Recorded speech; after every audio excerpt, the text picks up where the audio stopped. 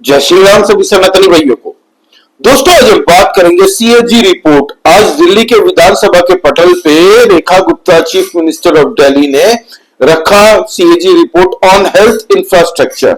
ये जो हेल्थ की बड़ी बड़ी डींगे हाँकते थे ना ये लोग, नटवर लाल और उसकी कंपनी के, हमने हेल्थ इंफ्रास्ट्रक्चर में ऐसा रेवोल्यूशन किया है कि बिहार से और दिल्ली से लोग 500-500 रुपए की टिकट कटा के आते हैं और यहाँ पे 5-5, 10-10 लाख रुपए की मुफ्त में चिकित्सा करवा के ये लोग जाते हैं।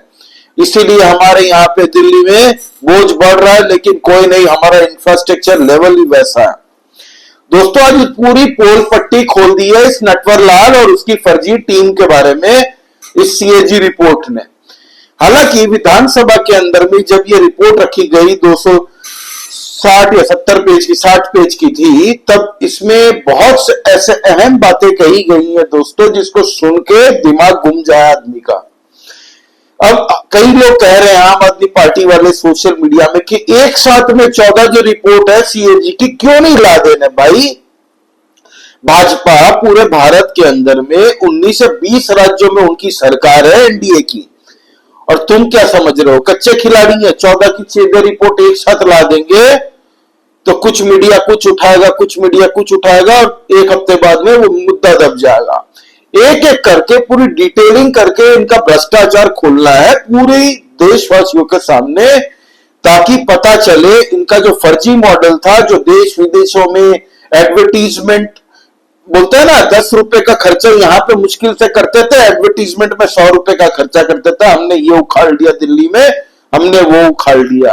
हालांकि इनके मिनिस्टर लोग लंदन जाते थे 7-7 महीने तक आंखों की ट्रीटमेंट करवाने। ये तो दिल्ली में इतना हेल्थ इंफ्रास्ट्रक्चर का मॉडल खड़ा किया था इन लोगों ने। इतना बड़ा नटवर लाल फर्जी था दोस्तों, इसने खाली बदतमबाजी की है, बस बोल बच्चन इसने बड़े बड़े दिए हैं। हर रोज प्रेस कॉन्फ्रेंस करो, और कोविड के टाइम में जब लोग मर रहे थे, हाहाकार मचा रहे थे, दौड़ा दौड़ी हर जगह से चालू थी, इसने बिहार और उत्तर प्रदेश वासियों को दोस्तों अशोक विहार बस स्टैंड में छोड़ दिया मरने के लिए अपने हाल पे। साथ ही साथ में रोज चिट्ठी लिखते थे सेंट्रल गवर्नमेंट को। दिल्ली में बैठा है, 2-2.25 करोड़ 2.5 करोड़ की जनता इससे संभल रही है, और ये भाई साहब रोज क्या करते थे, सेंट्रल गवर्नमेंट को चिट्ठी लिखते थे ताकि सारा आरोप हम बाद में उस पर मलबा लगा सके। तो दोस्तों ये जो सीएजी रिपोर्ट दिल्ली के अंदर में अब आई है, इसमें कई ऐसी पोल पट्टी खोली है जिसको सुन के आपकी नफरत हो जाएगी इस फर्जीवाल और उसकी नटवर लाल की कंपनी से। दिल्ली वासियों ने थोड़ा लेट रियलाइज किया, लेकिन फाइनली उन्होंने मुक्ति पाई इन भ्रष्टाचारियों और इन घोटालेबाजों से। एक से एक नवरत्न थे इस आम आदमी पार्टी में, और एक से एक दोस्तों ऐसे बोलते हैं ना टोपीबाज भरे हुए थे। तो शुरू करते हैं दोस्तों, ये सीएजी रिपोर्ट में क्या ऐसे खुलासे हुए। वह 260 पेज की थी, बहुत से ऐसे अहम खुलासे हुए। मैं मोटा मोटा आपको बताता हूं ताकि आपको आइडिया लगे। दोस्तों पहला आ जाइए, कोविड के टाइम में जब हाहाकार मचा था पूरे विश्व के अंदर में, लोग मर रहे थे, लोग घर में अपनी जान बचा रहे थे दोस्तों, उस वक्त में इनको फंड मिला था जो वो था 787 करोड़ 787 करोड़ इनको मिला था कि कोविड मैनेजमेंट के लिए, कि ये पहला लॉट है, आप पहले कोविड को मैनेज कीजिए। भाई साहब ने पता कितने रुपए खर्चा किए, उसमें से 582 करोड़। 200 करोड़ तो खर्चे ही नहीं भाई, खर्चे ही नहीं। क्यों, क्या जरूरत है, मरने दो, क्या फालतू के खर्चे करें। 200 करोड़ रुपए खर्चे ही नहीं, जबकि लोगों के लिए पीपीई किट, मेडिसिन, ऑक्सीजन तो पर्याप्त मात्रा में था, इन लोगों ने बाहर बेच दिया था, बेच रहे थे। जब सेंट्रल गवर्नमेंट ने ऑडिट टीम भेजने की बात कही तो हाथ जोड़ने लगे, नहीं मालिक हमारे पास है ऑक्सीजन, चिंता मत कीजिए। स्कैरसिटी, आर्टिफिशियल स्कैरसिटी इन्होंने खड़ी करने की कोशिश की थी उस वक्त में। तो इन लोगों को जो फंड मिला था उस वक्त में 200 करोड़ खर्चे ही नहीं। वाह। दूसरी बात, तब उस वक्त में हुआ करते थे हेल्थ मिनिस्टर, कौन बताओ आपको, होते थे हमारे मसाज मैन सत्येंद्र जैन, जिनकी वीडियो वायरल हुई थी, आपको पता है ना, तिहाड़ के अंदर में मस्त मसाज करवा रहे थे, स्विगी जोमेटो से खाना ऑर्डर कर रहे थे, याद है ना सत्येंद्र जैन भाई साहब, जो मनी लॉन्ड्रिंग केस में अंदर था, अच्छी सर्विस होती थी इसकी, क्यों फिर बाद में ये वीडियो निकल के आया पता आपको? उस वक्त में तिहाड़ भी इनके सौरभ भारद्वाज के अंडर में था, दिल्ली सरकार के अंदर में, केजरीवाल के अंदर में, इसीलिए तिहाड़ में फुल सर्विस मिलती थी सत्येंद्र जैन को। अब बात करते हैं दोस्तों, तब ये भाई साहब हेल्थ मिनिस्टर थे दिल्ली में। जैसे ही ये जेल जाते हैं उसके बाद में सौरभ भारद्वाज को हेल्थ मिनिस्टर बना दिया जाता है, और आतिशी मार लेना जी, गर्दन हिलाते हिलाते प्रेस कॉन्फ्रेंस करते करते चीफ मिनिस्टर बन गई, डमी चीफ मिनिस्टर, एक टेम्पररी चीफ मिनिस्टर बना दिया, जो चीफ मिनिस्टर की कुर्सी पे पास में अपना स्टूल वूल लगा के बैठ जाती थी। फिर दोस्तों 27 हॉस्पिटल ऑडिट हुए हैं सीएजी रिपोर्ट के द्वारा, जिसमें से पता चला कि 50% हॉस्पिटल में, इन 27 हॉस्पिटल जो सरकारी हॉस्पिटल है दिल्ली सरकार के हाथ क्षेत्र में आती है, उसमें 50% में तो आईसीयू ही नहीं है भाई। क्या हॉस्पिटल बना है आप समझ जाइए, ये है दिल्ली का हेल्थ केयर सिस्टम जो नटवर लाल ने बनवाया था। 50% हैज नो आईसीयू। 60% से ज्यादा हॉस्पिटलों के अंदर में दोस्तों ब्लड बैंक ही नहीं है, मतलब किसी को खून की कमी हो रहा है तो भाई तुम अपने बाहर से मैनेज करके ले आओ, हमारे यहां पे ब्लड बैंक नहीं है। फिर 8 अस्पतालों में तो ऑक्सीजन का सिस्टम ही सप्लाई नहीं है, सप्लाई सिस्टम, मतलब किसी को ऑक्सीजन की जरूरत आ जाए तो क्या करेगी? कुछ नहीं भाई, होता रहता है ऐसे हद से। नटवर लाल बोल रहा होगा कि भाई बाहर से लोग आते हो, तुम लोग यार, तुम लोग के लिए क्या सुविधा हम लोग करा। ये बंदा इतना फर्जी था दोस्तों, इतना घटिया इंसान था, खुद खांसी होती थी ना तो बेंगलोर चले जाते थे दिल्ली के, जब तब के चीफ मिनिस्टर नटवर लाल जी, हमारा फर्जीवाल, ये बेंगलोर चले जाते थे एस्मा की चिकित्सा करवाने। याद है ना आपको, शुरुआत में 2016-17 में, तब मफलर पहन के रात को सोते भी थे तो मफलर पहन के, ट्रिपल एक्सल शर्ट पहन के, फटे चप्पल पहन के नौटंकी पे लोगों के सामने दिखाते थे। भाई साहब ने पूरी मस्ती ली है भाई, 5 स्टार 7 स्टार मतलब हॉस्पिटलों में चिकित्सा करवाया अपना और अपने मिनिस्टरों का। जाओ ना सरकारी अस्पताल में, इतना ही तुमने वर्ल्ड का बेस्ट मॉडल सेट कर दिया है तो जाओ। नहीं जाएंगे क्योंकि पता है ना कि निपट लिए तो भाई पूछने वाला भी नहीं है, फिर सवाल इन पे ही उठेंगे। फिर दोस्तों 15 में मॉर्गी नहीं है भाई, सोचिए, मॉर्गी नहीं है, डेड बॉडी है, ले जाओ अपने हिसाब से कहीं पे दूसरी जगह पोस्टमार्टम करवा दो, ये सब सिस्टम चालू कर दिया था। और ये मतलब दिल्ली की ऐसी कड़वी सच्चाई है जो इन लोगों ने दबा के रखी थी, सीएजी रिपोर्ट पब्लिक नहीं कर रहे थे दिल्ली की जनता को, ताकि पता ना चले और पूरे भारतवर्ष के लोगों को पता ना चले, क्योंकि इनका मॉडल ये था कि हम पूरे भारत में एक एक राज्य में जाके अपने दिल्ली को मॉडल को दिखाएंगे, फर्जी जो बना हुआ है, पैकेजिंग की है, डब्बे के अंदर कुछ नहीं है, पत्थर पड़े हैं। बोलते ना आपको किसी ने गिफ्ट दिया हो तो पैकेजिंग बढ़िया से करके दे के निकल लेते हैं, जब खोल के देखोगे तो अंदर से पत्थर और यही सब निकलेगा। तो यही Arvind Kejriwal model of politics है। फिर दोस्तों 12 में तो एम्बुलेंस ही नहीं है, मतलब आओ पैदल आओ, कोई मरीज को आना है तो पैदल आओ, साइकिल में आओ, वैन में लेटे लेटे आओ, कोई 4 जन उठा के लेके आए तुम्हें हॉस्पिटल तो लेके आओ, वैसे वो सिस्टम था इनके जैसे थोड़ी है। हमारे नटवर लाल जी तो 50-50 गाड़ियों का काफिला लेके दिल्ली की जो सड़कों से जाते थे और निकलते थे, और पीछे से लोग गालियां देते थे तो कांच बंद करके मजे लेते थे एसी के अंदर में। लोगों को छोड़ दिया, हॉस्पिटल तक पहुंचने की जिम्मेदारी तुम लोगों की। और ये किसको बताते हैं?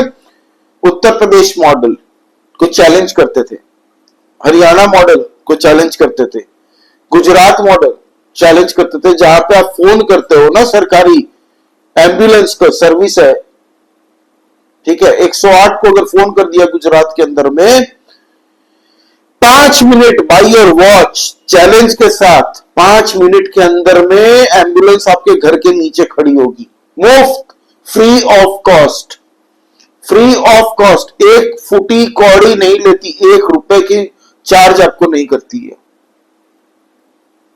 और ये भाषण फैलते थे कि हम मॉडल दिखाएंगे, हम दिखाएंगे सबको कि कैसे भारत में शासन करना है जनता के लिए। फिर भाई साहब इंजेक्शंस, अहम इंजेक्शन जो आम सी बात है, ये होती है जो आम से डिजीज होते हैं ना, कुछ सीरियस डिजीज, कुत्ते ने काट लिया, रेबीज हो गया, फिर हेमोफीलिया, ऐसी छोटी मतलब आम और सीरियस जो डिजीज होती है दोस्तों, जो रोग होते हैं, उसके लिए भाई साहब के पास इंजेक्शन नहीं है हॉस्पिटल में। उसमें इंजेक्शनों की कमी रहती थी, जब भी जाओ हमारे पास नहीं है स्टॉक में। फिर कुत्ते ने काट लिया तो दौड़ दौड़ के दूसरे जगह जाओ, वहां भी नहीं है तो तीसरे जगह जाओ। वैसे ही सब चलता था भाई, भगवान भरोसे। फिर 2016-17 से लेके 2020 और 21 तक हम कसम खाते हैं, ये हमारा वादा है दिल्ली की जनता को, हम 32,000 नए बेड दिल्ली की अस्पतालों के अंदर में लगाएंगे। 32,000 नए बेड लगवाए जाएंगे दिल्ली के सारे अस्पतालों में 2016-17 से लेके 2020-21 तक। पता है कितने बेड लगाए भाई? आप अंदाजा कीजिए। टोटल जो बेड लगे हैं वो लगे हैं सिर्फ 1357। बोल बच्चन करवा लो इनसे, दिन भर मीडिया के सामने ज्ञान पिलवा लो इन लोगों से, इनका काम कुछ नहीं था। दिल्ली को खाली चूरन मंजन बेचते थे ये लोग। हम ये कर देंगे, हम वो कर देंगे। 32,000 बेड का वादा किया और लगाए कितने? 1357 बेड। ये तो दिल्ली के लोग अच्छे हैं जो ये घूम सकते हैं ओपन में, ये तो दौड़ा दौड़ा के ऐसे, क्या बोलूं अब, केस होना चाहिए, इसकी पूरी जांच होनी चाहिए। फिर दोस्तों इसके कारण होता क्या है, जब 1357 बेड ही इंट्रोड्यूस किए ना, तो जितने मरीज आते थे ये संख्या 101% से बढ़ के 189% हो गई भाई। मतलब एक बेड के ऊपर में दो लोग, अब बोल रहे हैं कि भाई 2 मरीज, एक बेड के ऊपर में 2 मरीज, ये हाल था। कोई भी मरीज जा रहा तो उनको बेड सेवा ही नहीं मिलती, जमीन पे लेटे हैं, कोई अपनी चद्दर बिठा के लेटा है, कोई कहीं भी पड़ा हुआ है, रात को आके कुत्ते भी वहां पे घूम रहे हैं तो जाके उनके पास में बैठ जा रहे हैं, लेट जा रहे हैं कुत्ते। ये हाल बना के रखा था, तो पाप का घड़ा कितने दिन रहता? क्या गरीब इंसान नहीं होते? ये गरीबों के मसीहा बन के बड़ी बड़ी बातें चलते थे ना, टूटी फूटी जटिल सी वैगन आर से निकल के सरकारी पैसे से दोस्तों शीश महल बनवाया। जब कोविड में लोग मर रहे थे तब शीश महल बनवाया। जब भारत की, राजस्थान की मार्बल इनको समझ में नहीं आया तो नहीं, वियतनाम से मार्बल हम मंगवाएंगे मैडम जी।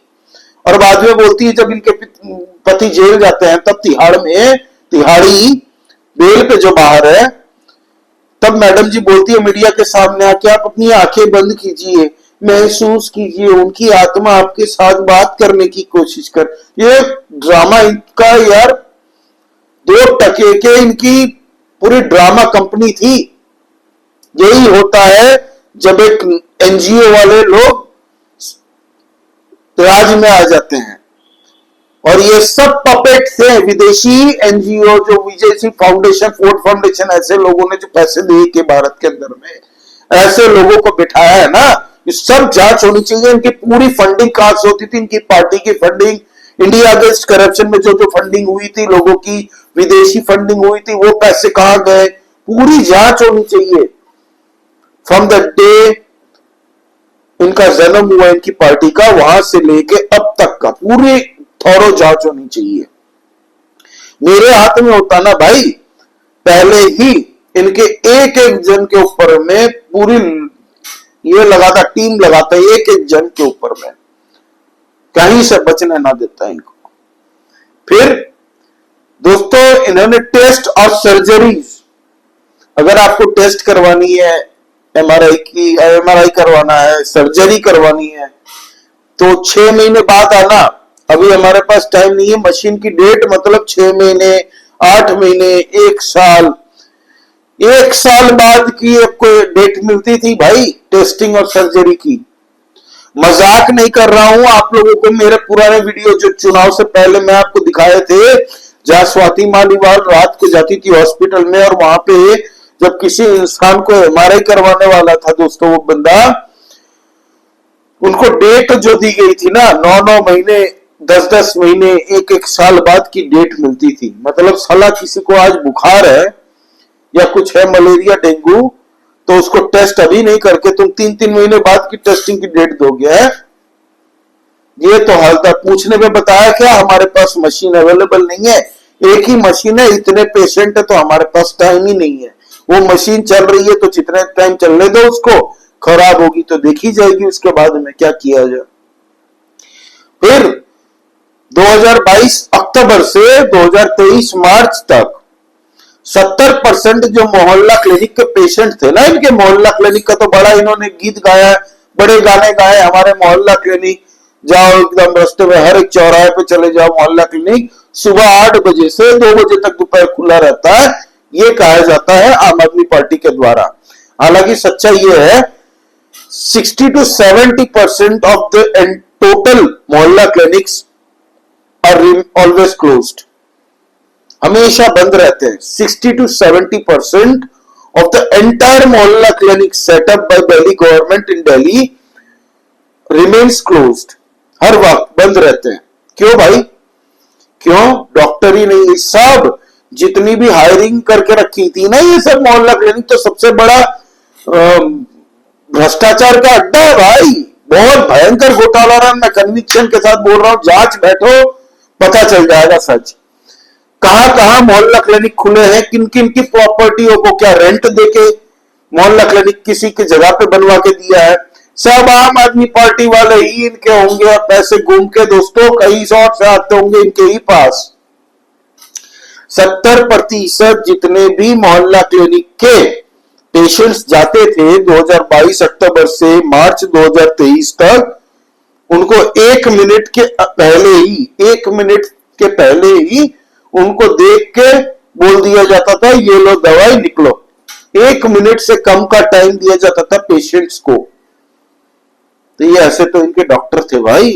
1 मिनट से कम, मतलब आप सोचिए यार, प्रेस्क्रिप्शन में नाम, एज, वजन, ये सब करने में ही तो टाइम निकल जाता। फिर क्या प्रॉब्लम है क्या नहीं है, एक एक डॉक्टर जो होते हैं ना, मैं अपने डॉक्टर के पास, रेगुलर डॉक्टर के पास जब भी जाता हूं, जो हमारे फैमिली डॉक्टर, उनके पास जाते ही दोस्तों 10 से 15 मिनट का एटलीस्ट मिनिमम वो सुनते हैं कि क्या प्रॉब्लम है। यहां पे 1 मिनट के अंदर आपको अटेंड कर लिया जाएगा, आपको दवाई का नाम बोल दिया जाएगा, बाहर से जाके खरीदो। यार कुछ हुआ, मेरे पास दवाई नहीं है, फिर भी पैरासीटामोल खाता हूं, आप खा लीजिए पैरासीटामोल।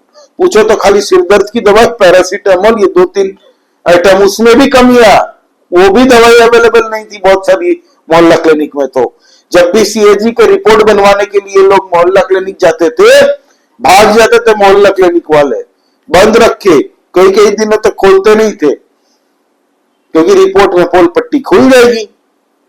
फिर अब बात करते हैं दोस्तों, जो इनके जो स्वास्थ्य कर्मी होते हैं ना, जो स्वास्थ्य कर्मी जैसे नर्स हो गए, छोटे छोटे जो कोविड के टाइम में भी बहुत जन वॉलंटियरी काम कर रहे थे, जो मेडिकल स्टूडेंट्स थे वो भी आते हैं, जो कर्मी होते हैं, जो स्वास्थ्य की सफाई कर्मी भी करते हैं वहां पे, इन सब के लिए 52 करोड़ का बजट रखा था। 52 करोड़ में से 30 करोड़ तो खर्च ही नहीं किए हैं, इनकी रिक्रूटमेंट के लिए रखे थे ये पैसे, और साथ ही साथ में इनको सैलरी देने के लिए। अब जब जो ये स्वास्थ्य कर्मी होते हैं दोस्तों, वही अवेलेबल नहीं होंगे, वही पर्याप्त नहीं होंगे। आज 100 मरीजों के पीछे अगर 1 डॉक्टर 3 नर्स होंगी, तो कैसा ट्रीटमेंट उनका भी होगा आप अंदाजा कर सकते हैं। और वहीं पे अगर 2 डॉक्टर और 12 12 नर्सें होंगी या 7 नर्सें होंगी, 8 नर्सें होंगी, तो फर्क तो पड़ेगा ना भाई, फर्क तो पड़ेगा ना। लेकिन 30 करोड़ खर्च ही नहीं किए, ना किसी को हायर करेंगे और ना किसी को हम लोग भर्ती करेंगे। तो ये इस निठल्ले का मोटा मोटा सीएजी रिपोर्ट में आया है। ना इन पे दवाई इनके पास अवेलेबल होती है, ना इनके पास हॉस्पिटल में पूरा प्रॉपर डेकोरेट करके उसको रंग वंग करके नई बेड बनवा के साफ सफाई एकदम टॉप नॉच करके हम पेशेंट्स को दे। उसमें टाइम टू टाइम सफाई होती रहनी चाहिए। आधे 50% रोग तो दोस्तों ये अनहाइजीन के लिए ही होता है। रोग तो ऐसा चीज है भाई, वो तो फैलता रहता है। अगर सफाई ठीक से नहीं करेंगे तो वो तो फैलेगा भाई। हॉस्पिटल में जो लोग पेशेंट बन के जाते हैं एक रोग के लिए, वो दूसरा रोग लेके निकलता है वहां से। तो ये तो हाल है। कभी जाके गुजरात के दोस्तों अहमदाबाद में सिविल हॉस्पिटल है एक सरकारी, जाके देखिएगा। जिन्होंने नहीं देखा वो यूट्यूब में वीडियोस देखिए, गूगल में आप पिक्चर्स देखिए, आपका दिमाग हिल जाएगा। 5 स्टार 7 स्टार जैसी लग्जरियस बिल्डिंग्स अंदर में आप देखिए क्या बना के दिया है भाई।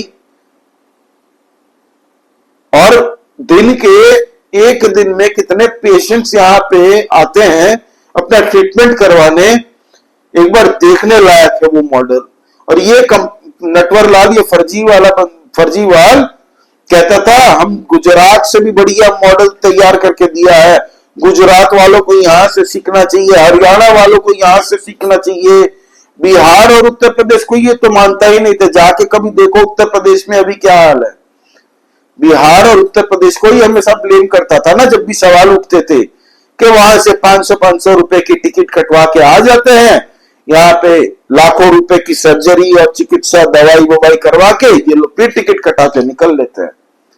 तो ये अभिशाप मिला है किसी को बदनाम करने का, जबरदस्ती का। जब भाई इतने भी बुरे दिन बिहार और उत्तर प्रदेश वासियों के नहीं आए कि तुम्हारे दिल्ली के अस्पतालों में जब तुम चीफ मिनिस्टर हो तब आके वहां पे चिकित्सा करा। इतने भी बुरे दिन किसी के नहीं आया। उन सबके पास आयुष्मान कार्ड है और जिनके पास नहीं है वो भी दिल्ली से तो बेहतर सुविधा मिलती है भाई उत्तर प्रदेश के अंदर में। इतनी मैं गारंटी लेता हूं। दिल्ली के सरकारी जो अस्पताल है जो अरविंद केजरीवाल के अंडर में आते थे उससे तो कई गुना बढ़िया है भाई। उत्तर प्रदेश के बड़े बड़े ऐसे सरकारी अस्पताल है जहां पे अच्छे ट्रीटमेंट्स होते हैं।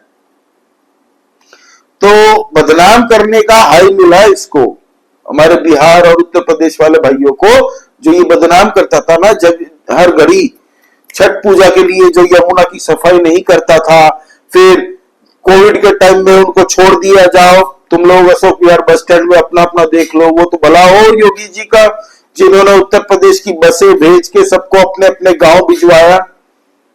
नहीं तो तुमने तो पूरी प्रोग्राम करके रखा था इनके निपटाने के लिए। एनीवे दोस्तों, इस पे जांच होनी चाहिए। ये सीएजी रिपोर्ट ऐसे ही पेश खाली हो के नहीं, इस पे पूरा निर्णय होना चाहिए। एक एक सीएजी रिपोर्ट पे डिटेल्ड इन्वेस्टिगेशन होनी चाहिए और जो जो इनके पीछे दोषी है सबको जेल में गुद्दी से पकड़ के डालो। Make them accountable. This should be the classic example, classic case of corruption. दिख ही रहा है भाई, ये जो सीएजी रिपोर्ट है इसमें करप्शन घोटाला दिख रहा है। जबकि बजट हर साल बनाते थे बड़े बड़े, वो पैसे कहां जाते थे बताओ। साला एक बेड अगर 100 बेड लगवाए जाते थे तो एडवर्टीजमेंट करवाए जाते थे दूसरे दूसरे राज्यों में आता। तो हमने दिल्ली में बेड लगवाया 500 बेड, 700 बेड, 200 बेड, 100 बेड। उस पैसे से बेड लगवा लेता भाई, किसी लोगों का थोड़ा बहुत भला हो जाता। एनीवे दोस्तों, आपका इस बारे में क्या कहना प्लीज कमेंट करके बताइए। लाइक कीजिए इस वीडियो को, प्लीज सब्सक्राइब दिस चैनल। नया चैनल, हम लोग इंटरनल पॉलिटिक्स डिस्कस करते रहते हैं। जय श्री राम सभी सनातनी भाइयों को। जय हिंद, वंदे मातरम।